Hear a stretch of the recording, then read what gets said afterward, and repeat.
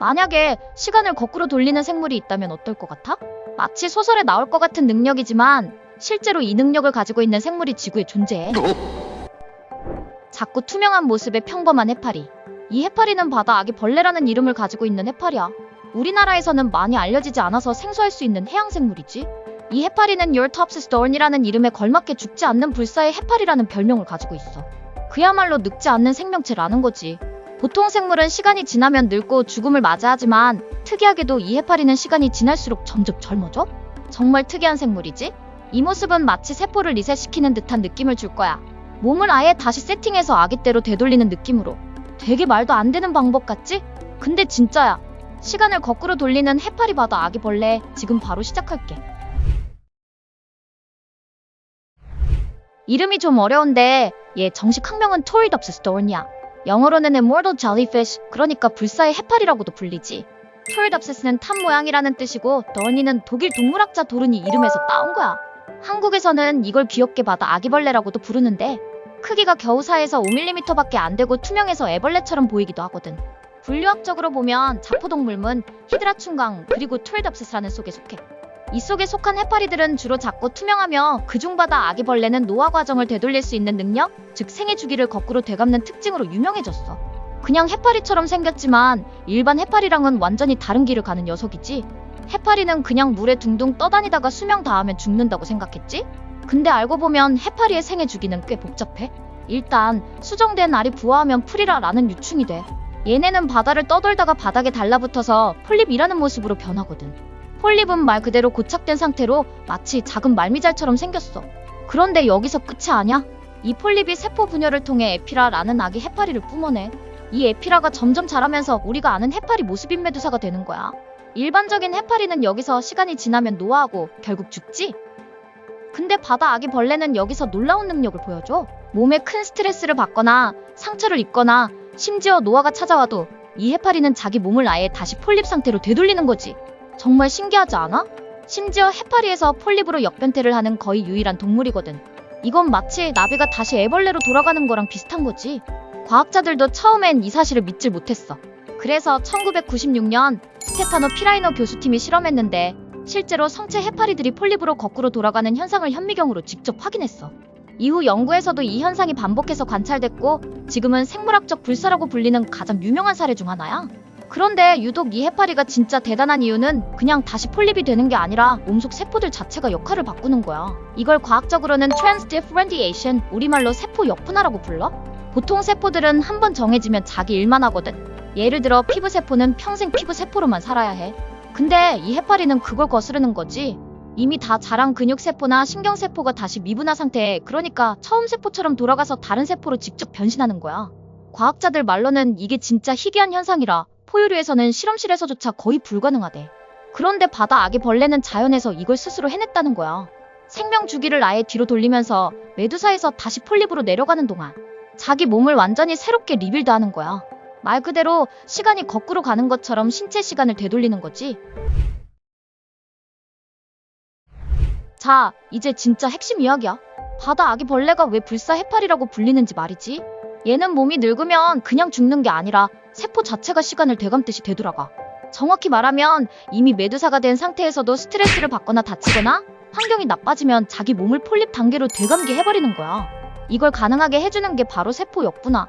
그리고 최근 밝혀진 DNA 복구 능력 때문이야. 우리가 보통 생각하는 생물의 나이가 드는 것, 그러니까 노화는 세포가 특정 역할을 맡고 점점 기능이 떨어지는 걸 말하잖아. 근데 이 해파리는 이미 특수화된 세포를 다시 미분화 상태로 되돌리고 그걸 폴립 상태의 조직으로 재배치하는 능력이 있어.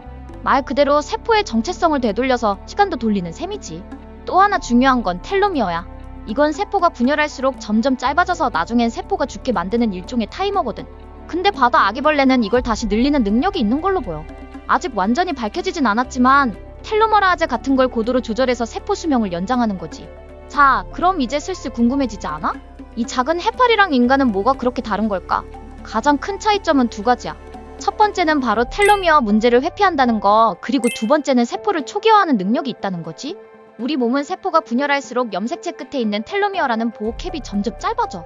이게 다 다르면 세포는 더 이상 분열하지 못하고 죽음을 맞이하게 되지. 그게 바로 노화의 핵심 원인 중 하나야. 근데 바다 아기벌레는 좀 달라? 2022년에 발표된 PNAS 논문을 보면 얘는 텔로미어 관련 유전자군, 예를 들면 TRT, TRF1, DKCL 같은 유전자의 발현이 노화 없이 유지되거나 심지어 회복되는 걸로 나타났대.